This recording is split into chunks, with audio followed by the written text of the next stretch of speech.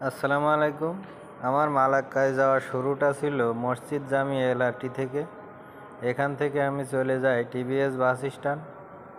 TVS bus stand থেকে ticket ক্রয় করে আমি বাসে চলে যাই মালাক্কায়। তো এই টিভিএস বাস স্ট্যান্ডে আমি অনেক সময় থাকি, যার কারণে অনেক বাংলাদেশি ভাইদের সাথে আমার দেখা হয় যারা টিকিট ক্রয় করতে জানে না, কিন্তু নিচে উপরে সাইডে ঘোরাঘুরি করে। এরা মূলত প্রতারকদের সাথে দেখা হয় এবং প্রতারণার শিকার হয়।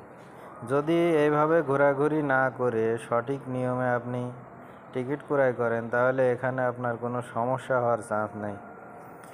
আপনি টিভিএস বাস স্ট্যান্ডে ঢুকে আপনি অনেক বাঙালি আছে, তাদের কাছে আপনি জিজ্ঞাসা করতে পারবেন যে কিভাবে টিকিট ক্রয় করতে হবে, কোথা থেকে ক্রয় করতে হবে।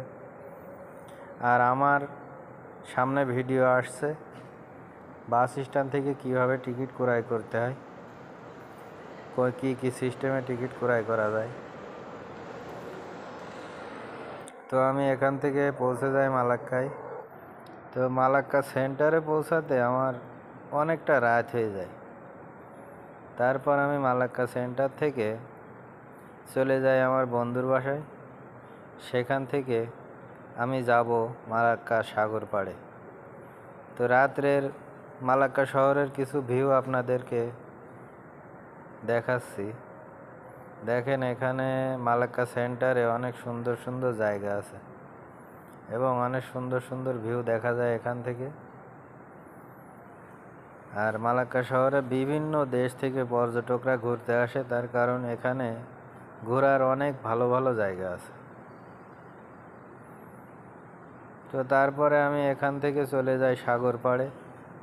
এই সাগর পাড়টা আমার অনেক প্রিয়, আমি অনেক দিন এখানে আসছি।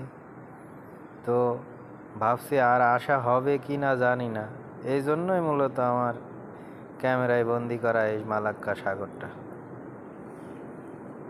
তো মালাক্কা সাগরে অনেক ঘোরাঘুরি করি। এটা ছিল আমার গ্রুপ ট্যুর, যার কারণে আমি অনেকটা মিস করে ফেলি যে আমার বন্ধুদের ছবি তোলার ব্যস্ততার কারণে আমি অনেক ভিডিও করতে পারি না। তারপর এখান থেকে আমি চলে আসি পার্কে। এই পার্কটা আপনার খুবই সুন্দর একটা পার্ক। এখানে বড়দের এবং ছোটদের সব বয়সীদের খেলার জন্য যথেষ্ট ব্যবস্থা আছে। আর এই পার্কটা মূলত রাত্রে চলে, দিনে এত কাস্টমার হয় না, যার কারণেই রাত্রে আসা। তো দেখতেই পাচ্ছেন পার্কটা কত সুন্দর। এখানে আপনার সব বয়সীদের খেলার জন্য ব্যবস্থা আছে। আমি বর্তমানে যেখানে আছি এখানে ছোটদের, আর এর পিছনে ওই পাশটাই বড়দের। এই পার্কে ঢুকতে আপনার কোনো টাকা দিতে হয় না, কিন্তু আপনি যখন কোনো খেলনায় উঠবেন তখনই আপনার টাকা দিয়ে খেলনায় উঠতে হবে। তো এখানে অনেক সুন্দর সুন্দর খেলনা আছে। ওই পাশ যেটা দেখছেন ওইটা হচ্ছে আপনার বড়দের জন্য, আর আমি বর্তমানে যেখানে আছি এটা ছোট বাচ্চাদের জন্য। তো অবশ্যই মালাক্কা শহরে যারা ঘুরতে আসবেন এই জায়গাগুলো মিস করবেন না। এই জায়গাগুলো আমার অনেক প্রিয়,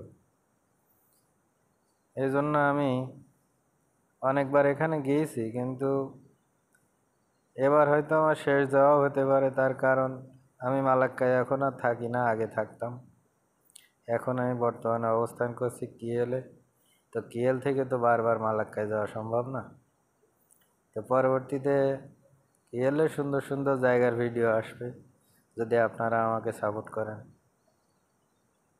অবশ্য পার্কের নাম এবং সাগরের লোকেশন সব কিছু আমি লিখে দেব, যাতে পরবর্তীতে আপনারা যারা ঘুরতে আসবেন তারা যেন জায়গা চিনতে ভুল না হয়। তো পার্কে ঘোরাঘুরি করার পর আমি চলে আসি আমার বন্ধুর রুমে। এখান থেকে আমি চলে যাই আমার সেই প্রিয় জায়গা, সেই নদীর পাড়ে। এই নদীর পাড়ে আমি এক সময় প্রতিদিন বিকেলে অবস্থান করতাম 1 থেকে 2 ঘন্টা। এমনও সময় যেত যে রাত্রে আসতাম, রাত্রে এসে নিরিবিলি বসে থাকতাম, তারপরে রুমে চলে যেতাম। তো ঘোরাঘুরি শেষ, অবশেষে আমি আবার কিএলের উদ্দেশ্যে বাসে উঠি।